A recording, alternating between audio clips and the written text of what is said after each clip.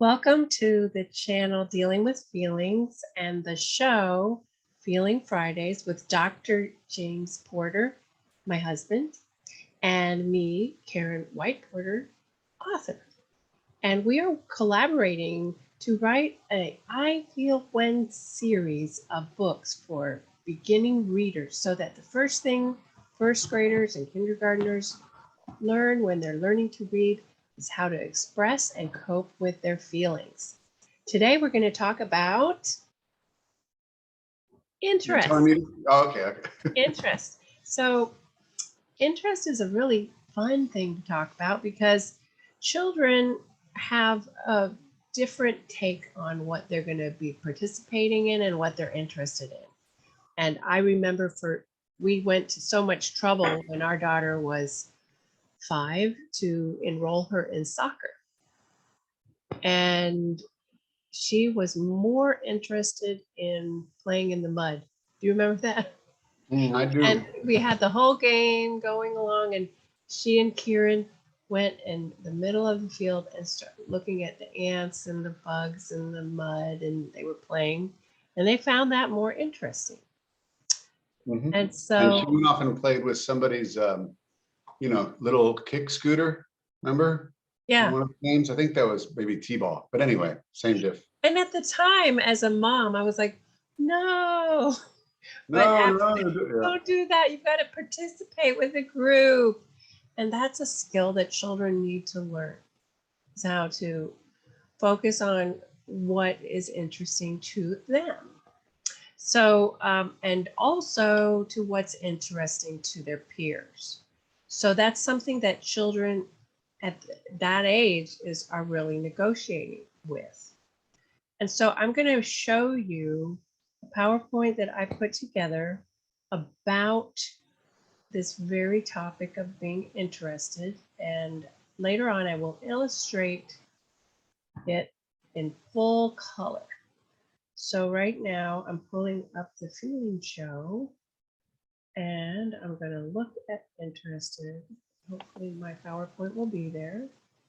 And then I'm going to show it to the world. So let's share it. Should pop up any minute. And second. No, I'm kidding. It's not very interesting, is it? Right. Is it similar to one of your first ones? A lot of thumbnails, or? It's 15 thumbnails. So I'm going to do it. Yeah, it's 15 thumbnails. So.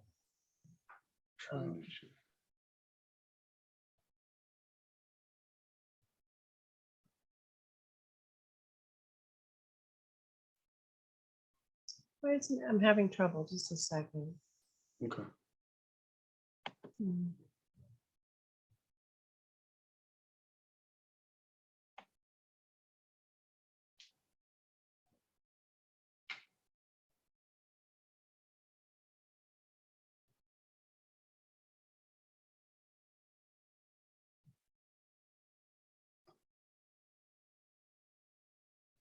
It's just really kind of slow because I'm doing share screen. It's on the desktop and it's not showing up.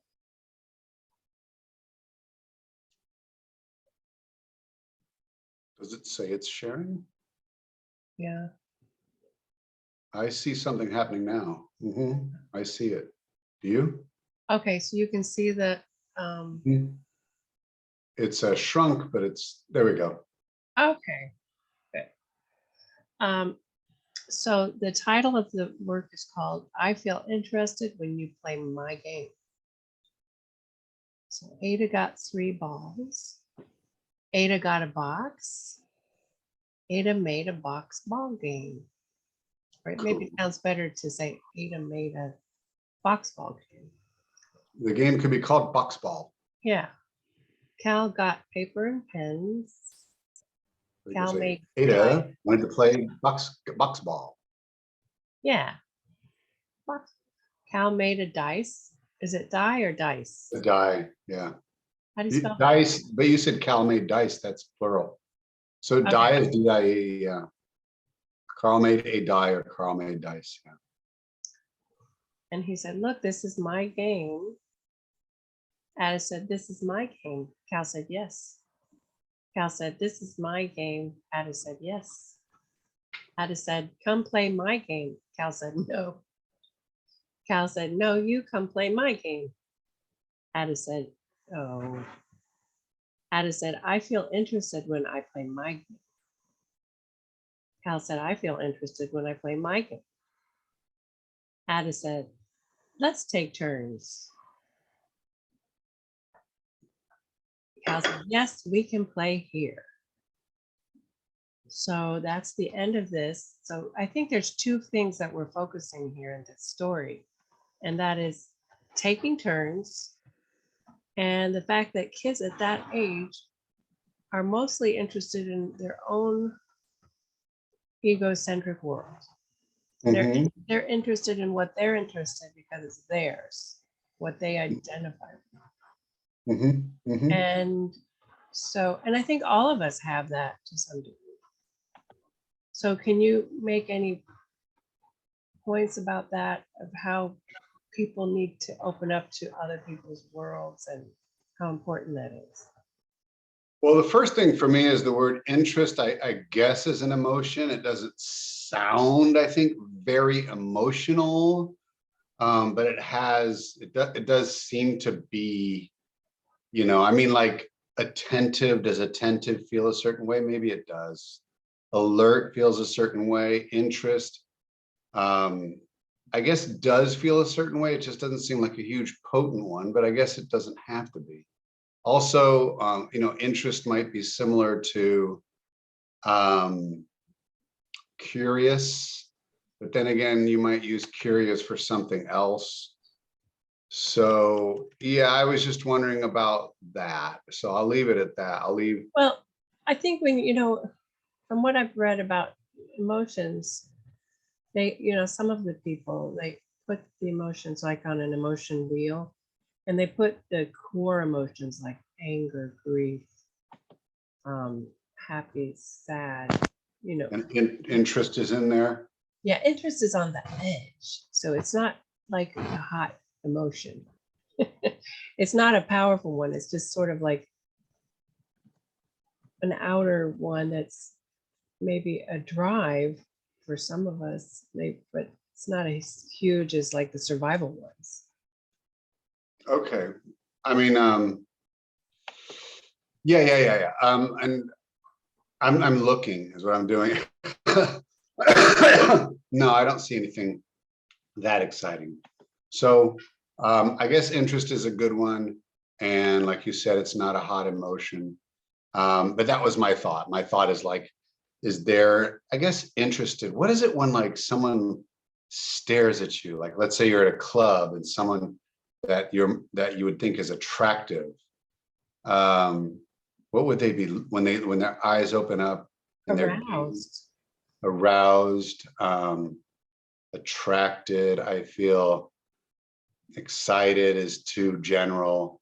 Yeah, I don't know. But anyway, I don't know. I mean, you could do one about interested, but I was just trying to think of a word that's just a little warmer.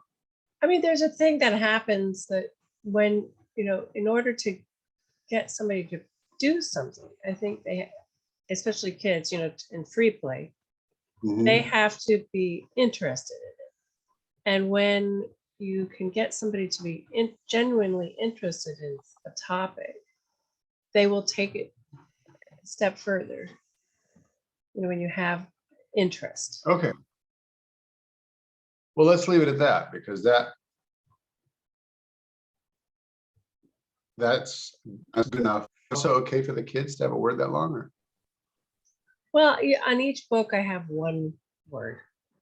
Oh, that's true. And that's the whole point. The point is that this word is special, so it's not. Okay. So you were saying situations, or what would make a kid interested, or what were you thinking? What were you asking me? Well, my question is that have you noticed, I suppose the opposite of interested is bored or unavailable or disinterested. Interested. Have you noticed in your working with clients that sometimes people like let's say for example, like if you had a student who's going to college and they picked a major that they really weren't interested in, maybe they might not do as well as a student who was interested in the topic they're studying. Mhm. And so what role does the emotion of interest play in our lives? Well, I mean, you just named it, or you just described it, that, it keeps our attention. It's a state of probably autonomic arousal, as opposed to where someone is dissociated from something, or not interested, or I'm trying to think of a word that is not a negative word, but just means, uh, oh, there's a word I love that I can't think of, and it's like indifferent. Indifferent is a word that I love. So, an interesting plot point for your story could be that two people are interested in different games, but if they learn the idea of being interested in each other, then that will facilitate them playing either game, in a sense. It's I just didn't bring it out in those 15 slides, but I think that's the major point. that's the idea, I think, is that, when you go to a club and the dance music's playing, that's how dance music sounds. And somebody goes up to you and they're like, that is a huge compliment. And it just feels so good. And so, this is my pet theory, but games are made to get people together. I think even arguing and debating is really just another excuse to talk to people, and I basically think almost this is really reverse engineering, because evolutionary theory says all this stuff is there to help you survive. But these drives, taken in a different perspective, get us interacting, Yeah. And I think the difference between like a 3-year-old and a 5 or 6-year-old is that like a 3-year-old, they do what they call parallel play. Mhm. So they'll be in the same room playing with different toys and they're fine with it. And it's not important to them Mhm. to engage. And But yeah, in this scenario, they realize it's not really fun. Maybe that I should add some more slides. It's not really fun yeah, playing just with one. yes, because in your situation, you've cleverly put in things that are meant for two or more people. Yeah. So, like the one kid who they're gonna go out in an alley and gamble for money on dice, that needs a couple of people, especially because Yeah. you're not gonna win any money from nobody. I'm joking, I don't think a 6-year-old would want to be gambling in the alley. And I think their parents might be very upset. Yeah, that's true. So then they'd have to pay off the teachers not to tell anybody. I think there's a lot of Going down complexity. a big rabbit hole. Yeah, okay. So yeah. The idea that they are games makes your story so it can have them eventually decide that pairing up makes sense. Whereas if one of them was painting and another one was like reading about kitty cats, that wouldn't necessarily forward the whole plot point. So that's kind of neat, because this gives them the option of being interested in different things and then realizing that they're interested in interacting or something like that, that the game is no fun unless somebody is playing with me. Yeah. Yeah, so that's great. So is there some point where one tries to convince the other, and how do you want to resolve that? Because that's a conflict, which is a good thing for your books. That's the conflict. So how would that, I mean, in our case, when Chrissy was out in the middle of the field playing in the mud, we're like, ah, They could. but how do kids sort it out? I don't know. I just thought of an idea. I don't know how kids would sort it out, but one way you could write it is that they argue back and forth which one, and then maybe they have this other feeling or something, but something tells them that they need to stop arguing. Maybe they feel bored. Yeah, they might get bored and they'd say, I'd rather play a game. I'd rather play either game than no game. And so one of them could say, how about we roll the dice to see which game we play? Or they could say, how about we roll the dice to see which one we play first, or something like that. Oh, I love that. Yeah. Right. And they don't have to play for a lot of money. They can just play for pennies. Yeah. I'm just kidding. Don't have them play for money. Well, it's legal in the state of Florida almost, Oh, They cool. might take a portion of it for the schools. Well, if it's legal, I wish I was in kindergarten. That's not what you meant, is it? So roll the dice to see who goes first. Yeah. Yeah, and I think that they need to feel angst before she says, "Oh, let's take turns." That there's a little. We need to build on that conflict. That in no way, that's right. We're just skipping through things. Yeah, but in real life, or in what we want to, like you're trying to teach kids, is that the conflict should seem like very difficult, and then what's the okay, in one book And that's why this book is, you just made me think of something. That's why this book is so important to some children who haven't been socialized yet. yeah, Because if they're just a beginning reader and you see them sitting by themselves all the time, this might help them understand that there's value in playing with another person.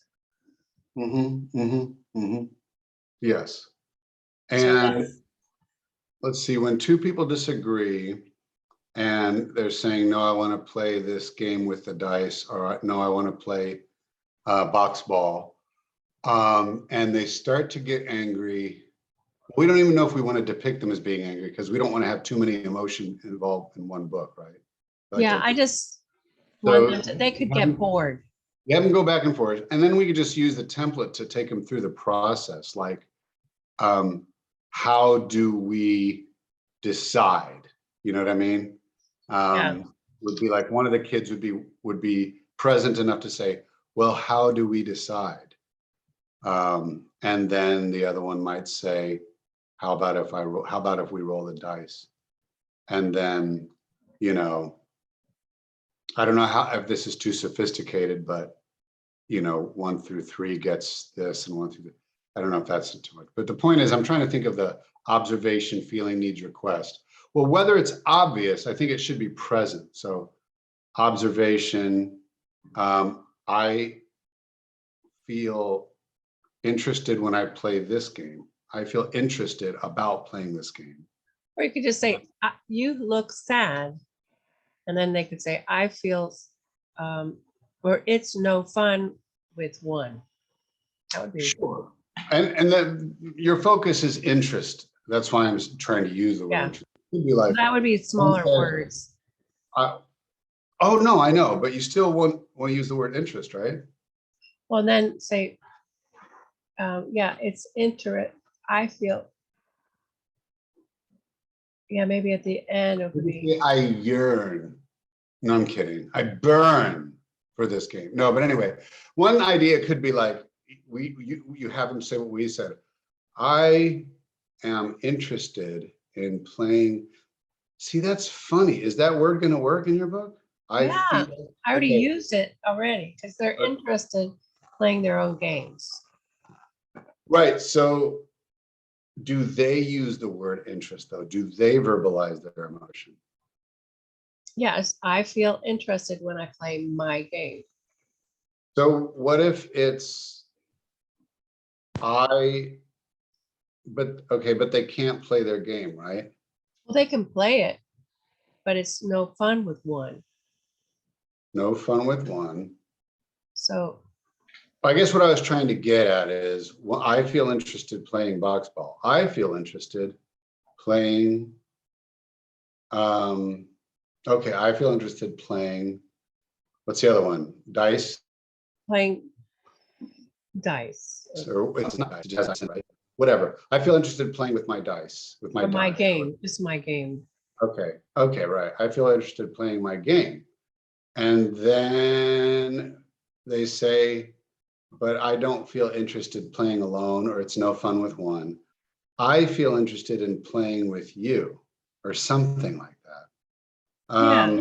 I'm just trying to figure out how they can use the words to explain what's going on inside them, but you have to keep things simple.